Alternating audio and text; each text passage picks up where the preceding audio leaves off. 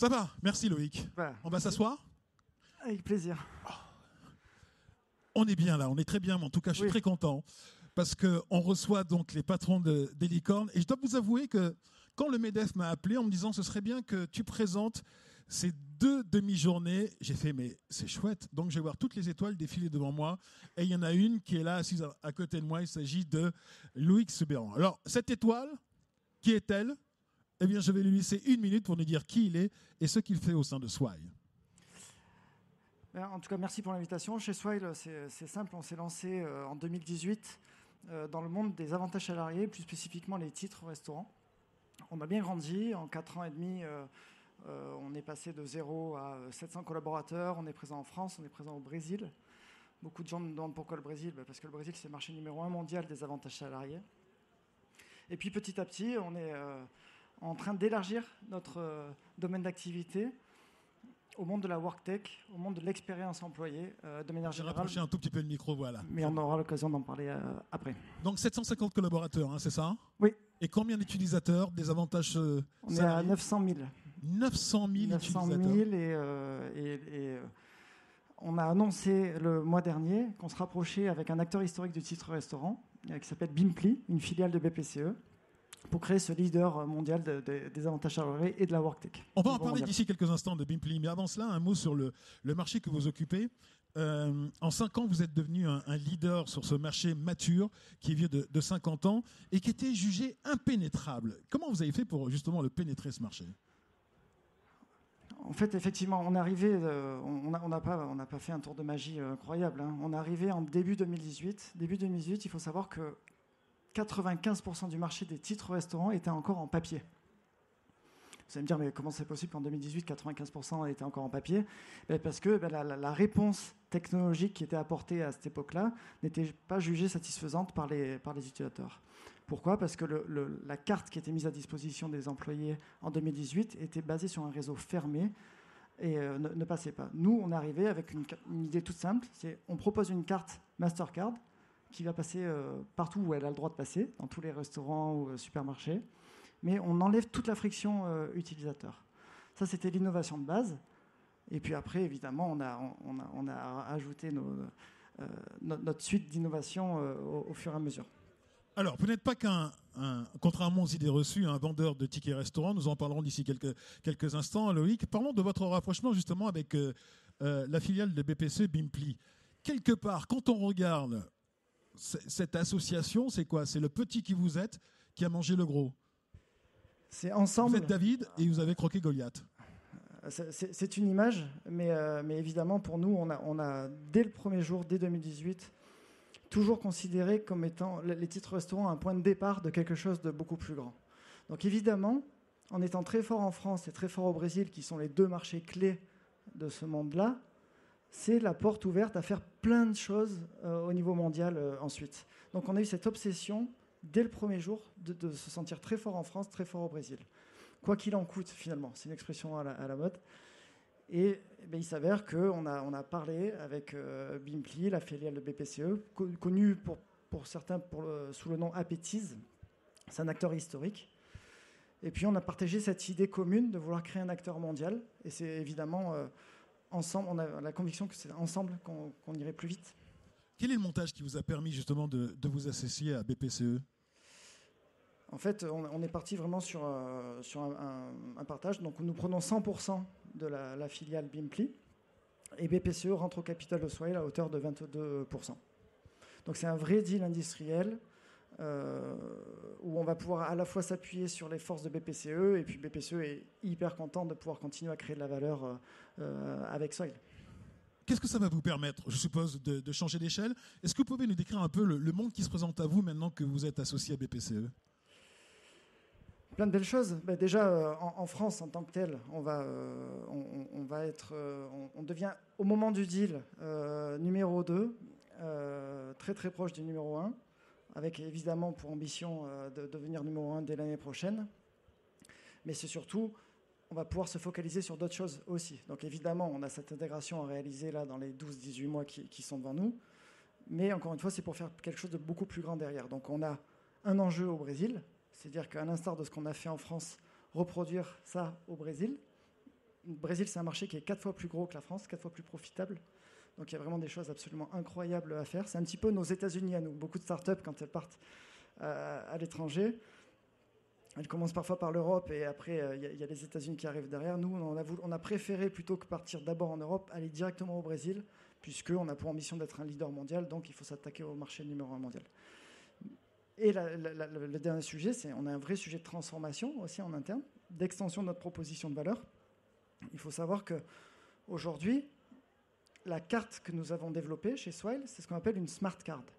Donc vous avez une carte pour gérer l'intégralité de vos avantages salariés, que ce soit vos titres restaurants, vos chèques cadeaux, vos titres mobilité, bientôt vos titres vacances, etc. Vous ne posez pas de questions, vous avez une seule carte et en fonction de où vous payez, l'établissement dans lequel vous payez, ça va débiter le bon compte au bon moment. On va bientôt y ajouter d'autres fonctionnalités, comme les frais professionnels.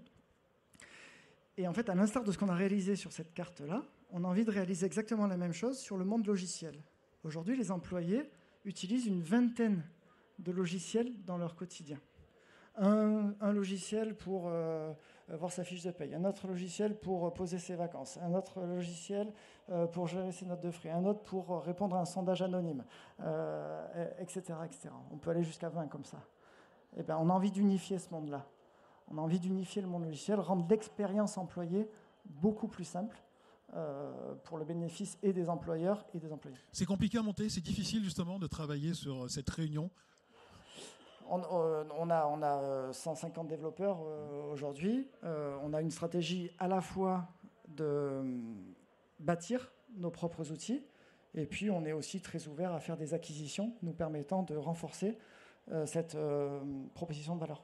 Justement, quand vous arrivez dans une entreprise, vous imposez vos outils ou vous vous adaptez aux outils de l'entreprise pour les fluidifier ?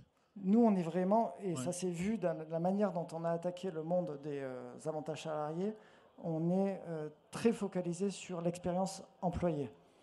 Donc on ne demande absolument pas aux RH d'abandonner leurs outils existants, mais par contre, on est là pour unifier l'expérience telle qu'elle est vécue par l'employé. Donc moi, en tant qu'employé, j'arrête d'avoir 20 outils, 20 logins, 20 mots de passe différents, 20 expériences différentes parce que j'ai 20 fournisseurs différents. Donc oui, les RH peuvent, s'ils le souhaitent, préserver leur quinzaine d'outils. Mais en tout cas, d'un point de vue employé, ce sera hyper simple, hyper unifié et hyper moderne. Moderne et simple et fluide. Il y a une chose sur laquelle vous insistez énormément, c'est votre passage de FinTech à WorkTech et la profondeur de Swile, c'est-à-dire FinTech, finalement, c'est le monde du paiement, tel qu'on l'a connu depuis nos 4 premières années. Hein. On est une jeune société, mais on va vite. Mais pour moi, le paiement n'est qu'un moyen de faire quelque chose. Et au service de quoi est-ce qu'il est mis, ce monde-là ? Et progressivement, quand on passe de FinTech à WorkTech, c'est-à-dire vraiment du monde du paiement au monde de l'expérience employée, on voit bien qu'on s'appuie sur notre cœur de métier FinTech pour donner vie à cette proposition de valeur. Par exemple, j'en veux pour preuve, la création de cagnottes. Le cagnotte, on est en plein dans le monde du paiement.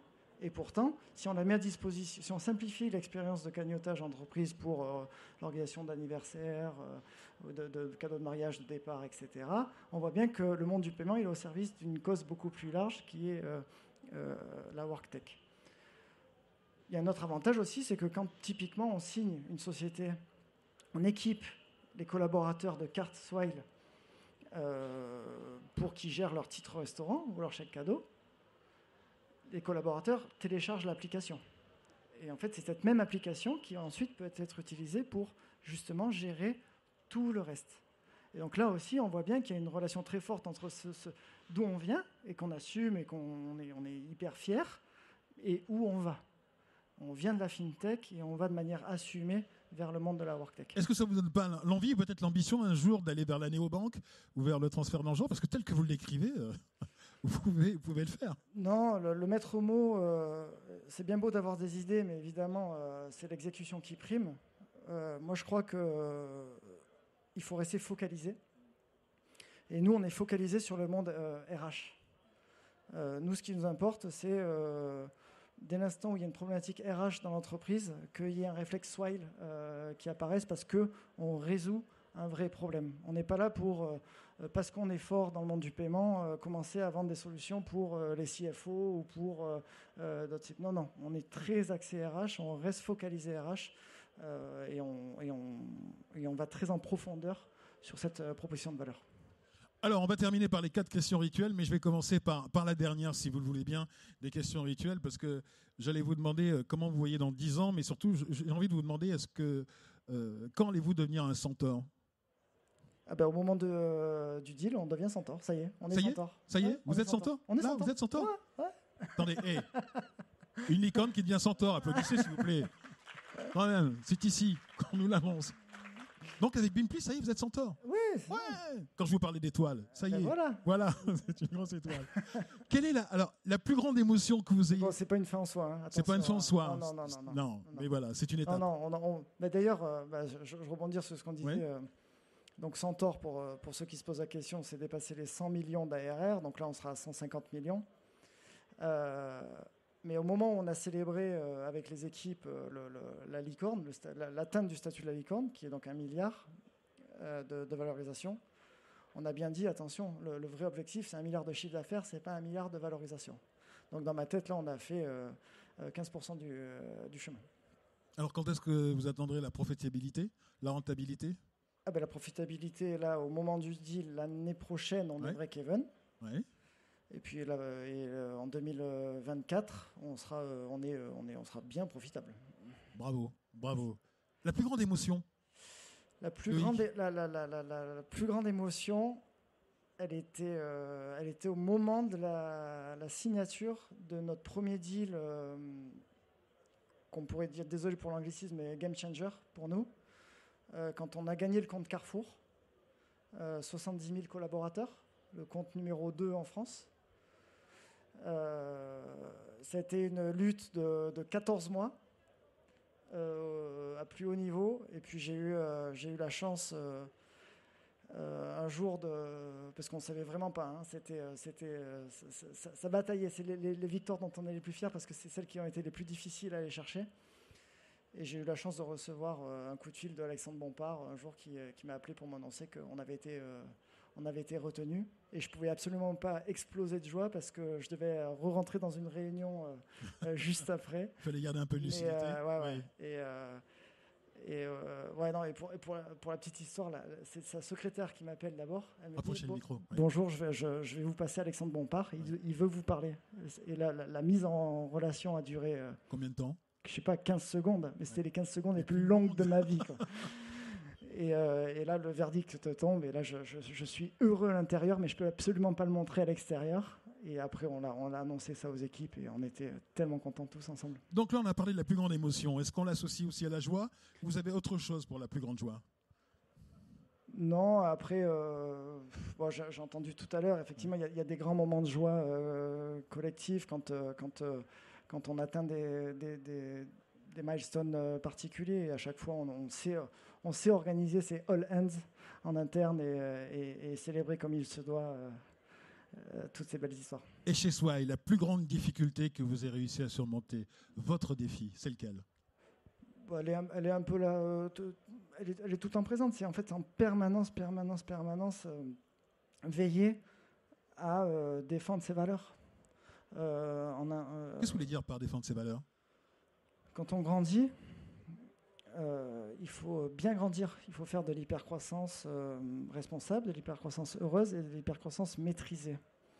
Et en fait, c'est absolument pas le fruit du hasard. Les sociétés qui grandissent bien, il y a énormément de boulot derrière parce que justement, c'est bien cadré. Bien cadré, ça ne veut pas dire beaucoup de process, mais ça veut dire effectivement être très clair dans ce qui est attendu, très clair dans qui on souhaite recruter et très clair comment on a envie d'évoluer.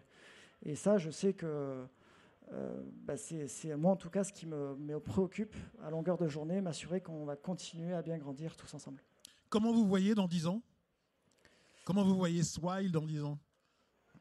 J'aimerais qu'on soit l'équivalent de ce que Salesforce est, mais dans le monde des RH. Voilà. Aux yeux de tout le monde. Pas de mes propres yeux, aux yeux de tout le monde. Mesdames et messieurs, ce n'est pas une licorne qu'on vous a présentée, mais un centaure. Bravo à lui. Merci. Loïc Soubeyran de Swine.